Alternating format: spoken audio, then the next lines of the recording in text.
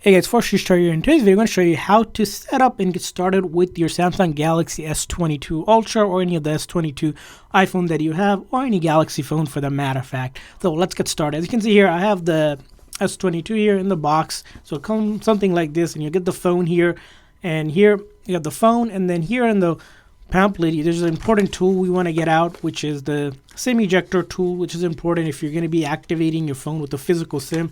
You need this. If you don't have this, or you don't have the box because you're buying it pre-owned, or you got the phone from someone, you can also use like a paper clip, bended, or a earring piece as well. The reason why we want to do this is if you're setting up a physical SIM card, I generally like to start by making sure I put my SIM card in there. So all you do is insert this tool, press it in, it'll pop out the SIM tray here.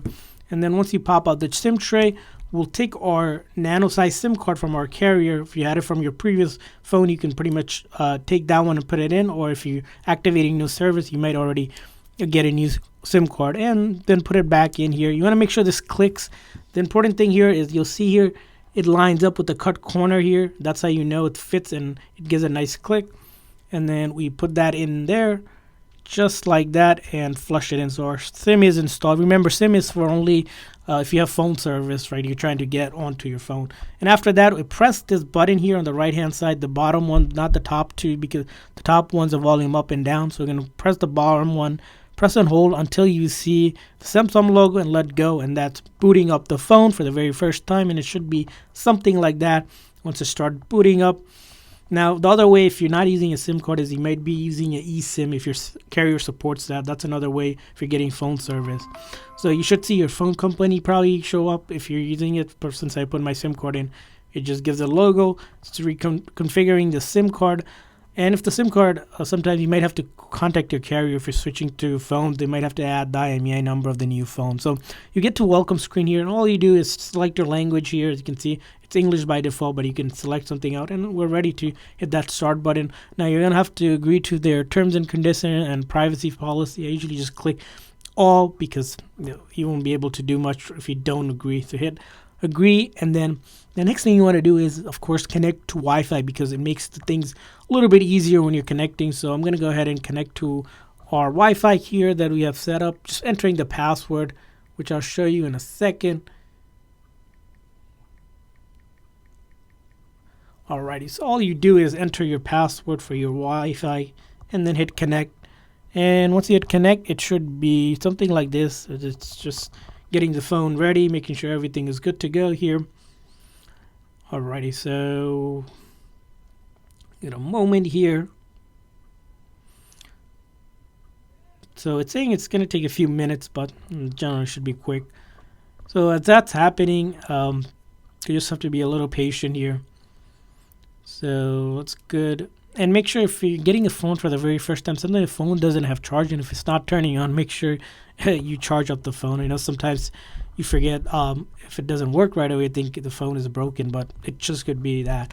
Now, it's important here, if you're transferring data, you want to follow this step where you can get your app photos and contacts from a previous device. So you want to do that, but if you're setting up fresh, you can also not choose to do that. So, but if it's important, if you're transferring data because you want your data, you just follow this prompt and it will tell you how to do it. Here I'm just going to say don't copy, but that's important if you're transferring it, which we can check out other video that we made on. And then now it's checking for info, another menu here. So we just wait for that. And now you can choose to sign into your Google account, because eventually you need Google account to download any apps and things like that. So either you can create one for free, or you can pretty much sign into your existing one. I just won't do it here because that process takes me through like signing in and then putting in my security code and all of that, which takes a little bit longer. Just for quicker video, I'm just going to skip this, which you can skip as well. And you can see your location services going on here. All I do is usually just accept. Now you want to protect your phone, right, using some sort of passcode or face recognition, PIN, pattern, any of that, whatever is most suitable. But you want to do this step here. But for our purposes, we're just going to skip here. But make sure you do that to kind of lock your phone. And you can see here, so what happens is there are sort of apps that come default from Samsung, which you can have on your phone. You can see you can choose to have these or not. depend on you personally. As you can see, here's a bunch of apps here. Usually you can hit OK, or you can unselect them and it'll unselect all of them just like that. Again, all up to you, however you want to do. I'll just hit OK here. But if you do select them, it just takes a little bit longer because it's going to be downloading those apps through Wi-Fi. That's why we connected through Wi-Fi in the very first instance. So as you can see, it's going to the next menu here, getting ready here. Let's keep on going. Just have to be patient. And here now, it's asking if you want to have a Samsung account. You can sign in with your number or create a Samsung account, because Samsung also has an account. Up to you if you want to sign in. But generally, I'm just going to skip it because, again, it's going to ask me for all the information here. And the other thing is, all of these stuff that we skip around Google accounts and Samsung account, you can always come back to the settings and reset it again. So you can see here all the services here. Just going to hit agree. And then this is just the T-Mobile terms and condition, which I'll just hit accept. Basically their agreement, because you're using T-Mobile, or in your case, whatever your carrier is. So what you can see here, it's just going through the process to activate my phone service here, but it might be slightly different for you if you have a different carrier, which again, it's going to be different for you and basically for your carrier. So diagnostic, basically some other stuff. We're just going to hit and agree. Now you have the option to have light versus dark mode by default. You can always change this as well, so I'll just keep it as is. And you're all set up, and you hit that finish button.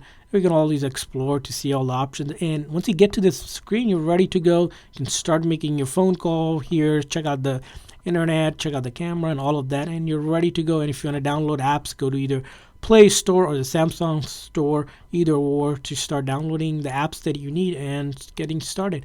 So hopefully you guys found this video helpful in setting up your Samsung Galaxy S22 series. If so, please make sure to like and subscribe button. Thanks for watching, guys. See you guys next time.